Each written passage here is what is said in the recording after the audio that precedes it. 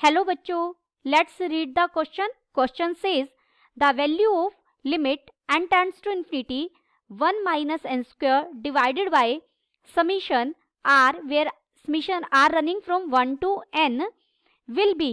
Option A is -2, option B is -1, option C is 2, option D is 1.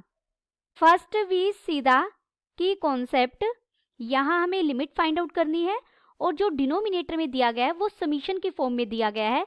तो यहाँ हम पहला की कॉन्सेप्ट लगाएंगे. हमारा सिक्वेंडेंस सीरीज में सिक्वेंडेंस सीरीज में summation r running from 1 to n r. देखिए ये क्या बन जाएगा, ये बन गया 1 plus 2 plus 3 plus up to so on plus n. जब आप r को 1 रखेंगे तो ये 1 बन जाएगा. समीशन बताता है प्लस, बीच में प्लस आया 2 3 अप टू n. ये पहले n नेचुरल नंबर्स के सम को रिप्रेजेंट कर रहा है और पहले n नेचुरल नंबर्स के सम का फॉर्मूला है n into n plus 1 divided by 2.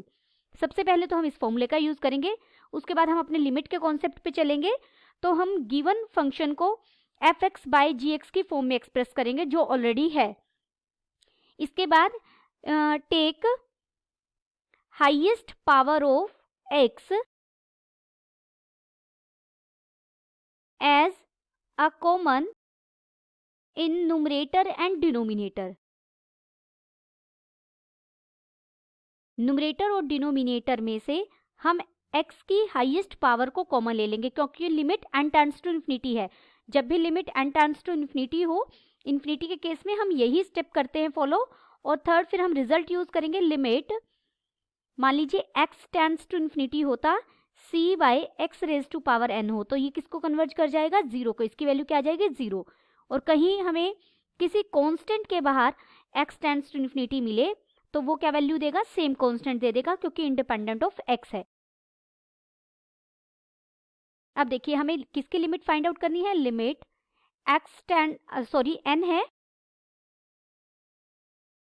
n tends to infinity.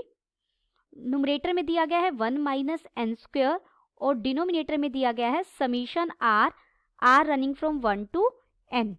तो हम यहाँ पहले फॉर्मूला यूज करेंगे. ये बन जाएगा limit n tends to infinity 1 minus n square divided by summation r को हम लिखेंगे n into n plus 1 divided by 2. This is equal to, इसे मैं लिख सकती हूँ limit n tends to infinity 2 into 1 minus n square divided by n into n plus 1.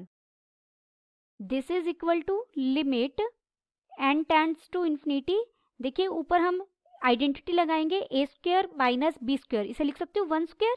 a square minus b square equal होता है a plus b into a minus b. और denominator में हमारा है n into n plus 1. n plus 1 को मैं 1 plus n भी लिख सकती हूँ ताकि ये इससे कट जाए. तो this is equal to limit n tends to infinity.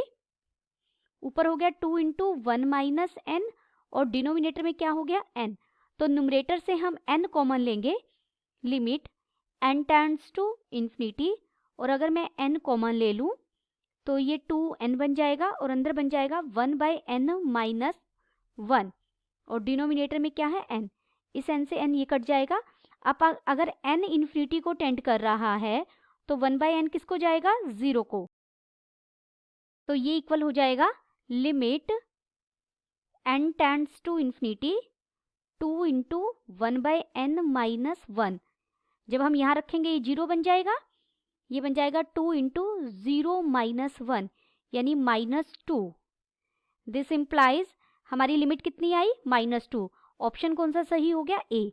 Option A is correct. Option A is correct and all other options are incorrect. Hope you understood it well. Best of luck.